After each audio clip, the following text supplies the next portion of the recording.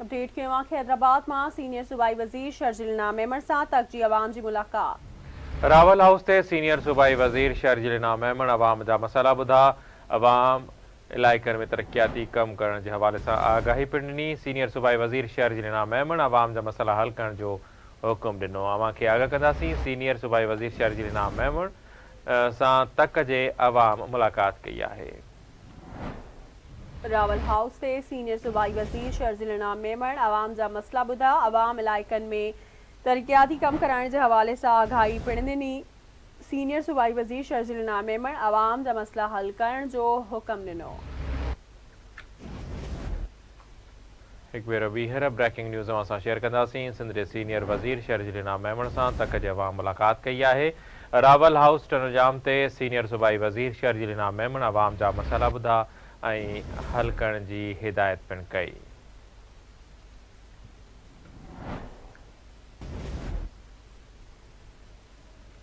Senior सूबाई वज़ीर शर्जिल मेमण अवाम जा मसला हल करण जो हुकुम ॾिनो।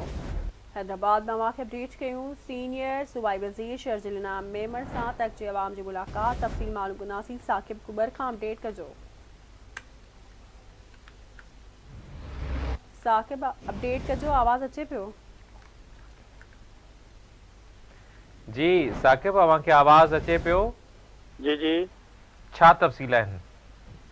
जी बिल्कुल मां खे ॿुधाईंदो त सीनियर सूबाई वज़ीर शर्जिल मेमण अॼु रावल हाउस पहुतो, जिते जेको आहे संदसि तक जे अवाम जो जेके आहिनि मसला जेके आहिनि ॿुधण लाइ संदसि सां गॾिजाणी बि कई ऐं जेके तक जो अवाम वॾे हंग में हुते पहुतो ऐं फौरी तौर ते सीनियर सूबाई वज़ीर शर्जिल मेमण हुनखे हुतां जे जेके उहिदेदार हुया उनखे इहे ॾिनो अहकामात ॾिना त हिन जा जेके मसला आहिनि उहे जेके आहिनि हल कया वञनि ऐं अवाम जेको आयल हो उनजो बि इहो चवणो त सीनियर सूबाई वज़ीर शर्जिल जॾहिं खां हुकूमत में आयो आहे त हुन सां तक में जेको आहे बे इंतिहा ॾींहुं राति महिनत कई आहे। असांजा जेके ठहियल रोड न हुआ उहे बि ठहिराए ॾिना ऐं उन समय जेके आहिनि ड्रेनेज लाइनूं जेके बि समेत थोरो मञो शर्जिल मेमण जो ऐं शर्जिल मेमण जो चवणु आहे त मां इहो हर दफ़े जेको ईंदो आहियां जिते पंहिंजा तक जे अवाम सां मिलण जो मक़सदु इहो आहे त जीअं उन्हनि जा जेके मसइला आहिनि त उहे फौरी तौर ते उनजा जेके आहिनि उहे हल थी सघनि त जीअं हुननि जे इलाइक़नि में जेका आहे उहा ख़ुशहाली थी सघे।